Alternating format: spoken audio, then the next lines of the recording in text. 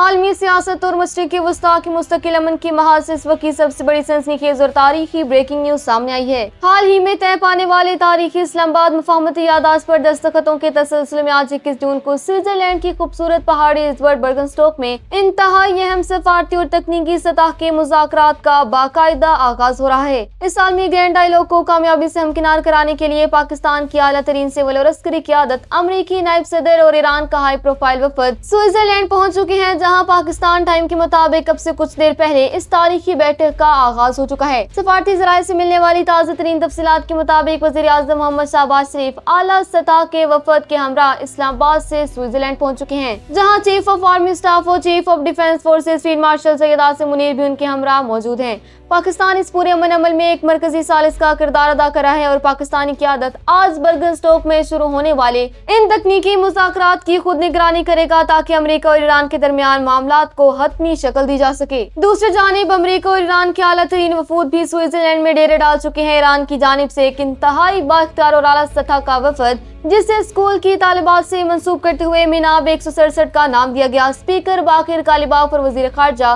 عباس اراغچی کی سربراہی میں زیورخ ایئرپورٹ پہنچ چکا ہے۔ اس اہم وفد میں ایران کی سیکیورٹی کونسل، مرکزی بینک اور وزارت تیل کے اعلیٰ ترین حکام شامل ہیں، جو معاشی اور تکنیکی امور پر براہ راست بات چیت کریں گے۔ امریکہ کی جانب سے بھی اس بار انتہائی سنجیدگی کا مظاہرہ دیکھا جا رہا ہے۔ امریکی نائب صدر جے ڈی وینس خود ایران سے مذاکرات کے لیے سوئٹزرلینڈ پہنچ چکے ہیں۔ زیورخ پہنچنے پر میڈیا سے گفتگو کرتے ہوئے جے ڈی وینس نے تصدیق کی ہے کہ ان کا سوئٹزرلینڈ میں 1 سے 2 دن قیام کا امکان ہے اور ان کے اس دورے کا بنیادی مقصد ایران کے ساتھ جوہری مسئلے پر پیش رفت کرنا اور لبنان میں جنگ بندی کے معاملے کو حتمی شکل دے کر آگے بڑھنا ہے۔ واضح رہے کہ امریکی صدر ڈونلڈ ٹرمپ کے خصوصی مندوب اسٹیو وٹکوف اور ان کے داماد جیڈ کشنر پہلے ہی سے سوئٹزرلینڈ موجود ہیں، جبکہ اس پورے عمل میں قطری نمائندے بھی پاکستان کے ہمراہ بطور ثالث مذاکرات کا حصہ بن رہے ہیں۔ پاکستانی وقت کے مطابق سوئٹزرلینڈ میں وقت کا فرق ہونے کے باعث یہ مذاکرات اس وقت برگنسٹوک ریزورٹ میں انتہائی حساس اور بند کمرہ ماحول میں جاری ہیں، جہاں میں اس پر سب سے بڑا ایجنڈا ایران پر قائم بحری ناکہ بندی کا خاتمہ، منجمد اثاثوں کی بحالی